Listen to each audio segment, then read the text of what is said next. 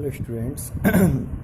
आज हम स्टार्ट करने वाले हैं सदिशों के प्रकार। इससे पहले आपने पढ़ा था इंट्रोडक्शन ऑफ वेक्टर्स और किस प्रकार से हम वेक्टर को व्यक्त करते हैं, किस प्रकार से हम सदिश को व्यक्त करते हैं, हमने ये पहले पढ़ चुका है। तो आज हम बात करेंगे सदिशों के प्रकार के लिए, जिसमें हम सबसे पहला एग्जाम्पल लेके चल रहे हैं शून्य सदिश,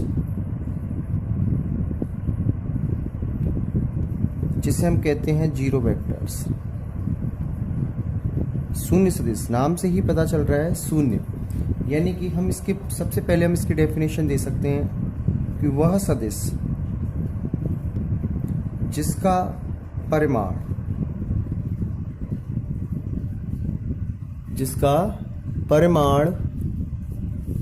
शून्य होता है,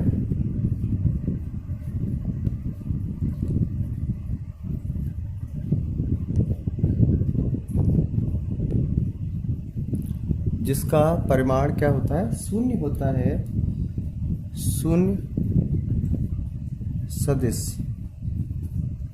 कहलाता है। इसे हम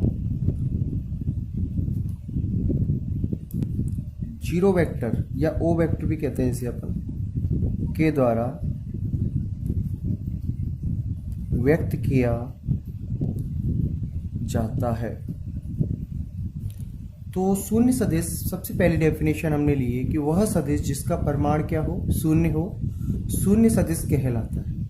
इसे हम जीरो वेक्टर के द्वारा, है ना, जीरो वेक्टर के द्वारा शून्य वेक्टर सदिश बोलते हैं, जिसे अपन के द्वारा व्यक्त किया जाता है, राइट। या इसकी हम दूसरी डेफिनेशन दें कि वह सदिश जिसका प्रारंभिक व अंतिम बिंदु समान हो,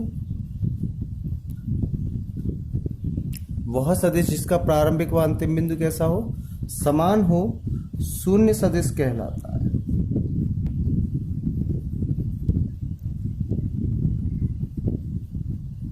अब इंग्लिश मीडियम वाले बच्चों के लिए मैं बोल देता हूं कि a vector is called zero vector which have magnitude is zero.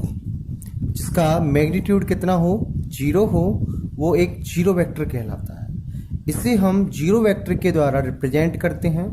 या इसकी हम सेकंड डेफिनेशन दें कि a vector is called zero vector, है ना, whose has initial and terminal points are same, है ना, whose have initial and terminal point are same, यानी कि जिसका इनिशियल पॉइंट और टर्मिनल पॉइंट दोनों ही कैसे हों, सेम हो, वो सदिश हमारे लिए या वो वेक्टर हमारे लिए क्या कहलाता है, जीरो वेक्टर कहलाता है। जैसे इसका मैंने सबसे बढ़िया एग्जांपल दिया था एक सर्किल, कि एक सर्किल है, ये पॉइंट ए है।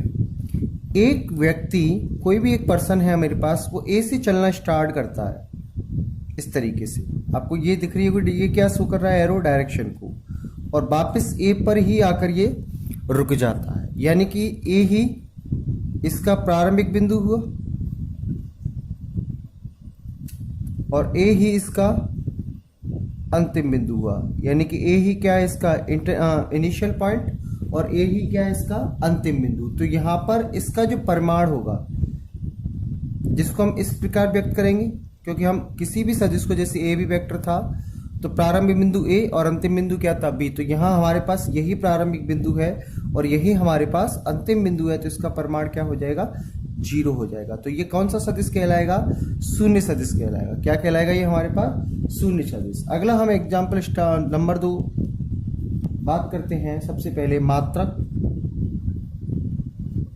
इसको हम इकाई भी बोलते हैं, मात्रक भी बोलते हैं, इकाई भी बोलते हैं और एकांक भी बोलते हैं, एकांक सदिश। लेकिन अंग्रेजी में कितना बढ़िया है, आसान तरीके से, यूनिट वेक्टर नाम से पता चल रहा है। मात्रक, इकाई, एकांक, यानी हर जगह एक के बारे में बात कर रही है। सिंपल सी इसकी डेफिनेशन है कि वह सदिश जिसका परिमाण एक इकाई हो, जिसका परिमाण कितना हो, यानी a vector is called unit vector which है या हुज हैज या which has magnitude is 1 unit, यानी जिसका जो मैग्नीट्यूड है वो कितना होना चाहिए, एक इकाई होना चाहिए। कितना होना चाहिए, एक इकाई होना चाहिए। तो वह इकाई सदिश कहलाता है।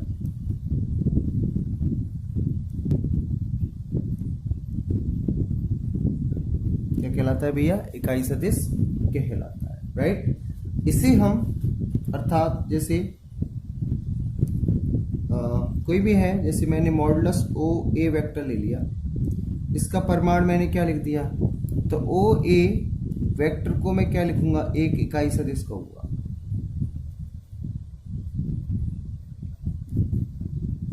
क्या कहूंगा भैया, एक इकाई सदिश। इकाई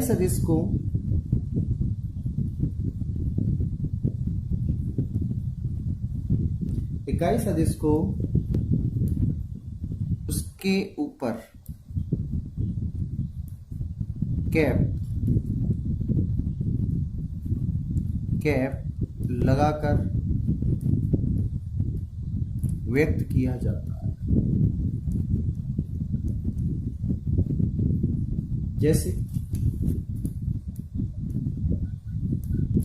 जैसे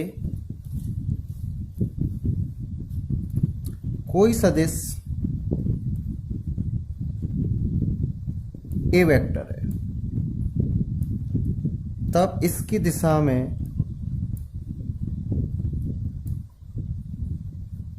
इसके इकाई सदिश को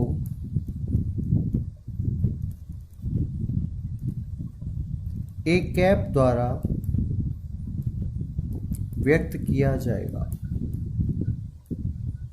ठीक है, जैसे कोई वेक्टर है मेरे पास ए वेक्टर, तो उसकी डायरेक्शन में उसके यूनिट वेक्टर को ए कैप के द्वारा दर्शाया जाएगा। ठीक है भैया। और यदि हमारे पास कोई सदिश दिया हुआ है तो तब हम इसका फॉर्मूला निकाल सकते हैं, ए कैप बराबर ए वेक्टर बटे में उसका परिमाण, यानी लिख सकते हैं सदिश, उस बटे में आ जाएगा सदिश का परिमाण। तो हम इस प्रकार से क्या ज्ञात कर सकते हैं, इकाई सदिश को ज्ञात कर सकते हैं। क्या ज्ञात कर सकते हैं भैया, इकाई सदिश को ज्ञात कर सकते हैं। कोई दिक्कत वाली बात यहां तक नहीं होनी चाहिए। आगे हम बात